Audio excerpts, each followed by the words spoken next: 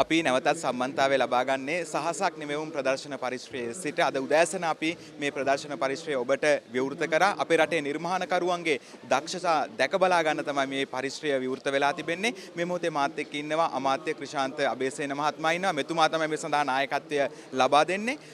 අපේ මේ නිමවුම් කරුවන්ට තියෙන ප්‍රශ්නයක් තමයි අමාත්‍යතුමා මේ පේටන්ට් බලපත්‍රය ලබා ගැනීම. මේ තුලින් ඒ අවස්ථාව ලැබෙනවද? කොහොමද ඒ සඳහා රජයේ සැලැස්ම? මෙහෙමයි අපි නව නිපැයුමක් කවුරු හරි උපාදනය කළොත් ඒ සඳහා අපිට තියෙන වැඩපිළිවෙලක් කොහොමද කර ඉස්සරහට යන්න ඕන කියලා විශේෂයෙන්ම අපේ නව නිපැයුම්කරුවන්ගේ කොමිසම තමයි ඒක ඒ සඳහා රෙස්පොන්සිබල්. ඒගොල්ලෝ සියලුම ආධාර උපකාර කරනවා කොහොමද මේක මේ පේටන්ට් බලපත්‍රය කොහොමද ලබා ගන්න ඕන කියන පිළිබඳ උපදෙස් දෙනවා. මුල්ල මේ කටයුතු වලින් දායක වෙනවා. ඒ හැම පැත්තෙම කරලා අවසානයේදී ඒ පේටන්ට් බලපත්‍රය ලබා ගන්න කම්ම එයත් එක්ක ඉන්නවා. ඒ වගේම තමයි මෙතන 1500ක් නිර්මාණ තිබෙනවා.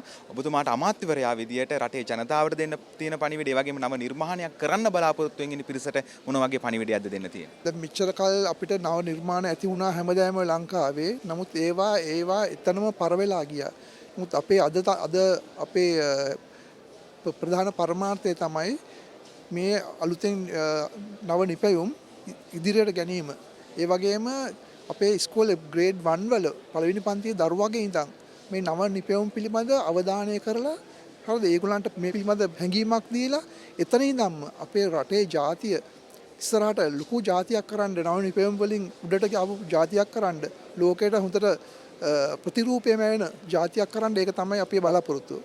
අනිවාර්යයෙන්ම අමාත්‍යතුමා සඳහන් කරන්නේ පුංචි ජාතියක් වුණත් ලෝකේ ඉස්සරහා ලොකු ජාතියක් කරන්න තමයි මේ සියල්ලම අපේ බලාපොරොත්තු බවට පත්වන්නේ. පාසල් මට්ටම, මේ වගේම විශ්වවිද්‍යාල, ඒ වගේම වාණිජ සහ විවෘත කියන මේ කාණ්ඩ 4 යටතේම මේ නව නිෂ්පාදන අද දවසේදී මේ ස්ථානයේ දැක බලා ගන්න පුළුවන්. අද විතරක් නෙවෙයි දින 3ක් ඔබට තිබෙනවා. ආරාධනා කරනවා අපේ විශිෂ්ට නිර්මාණ දකින්න ඔබත් එන්න.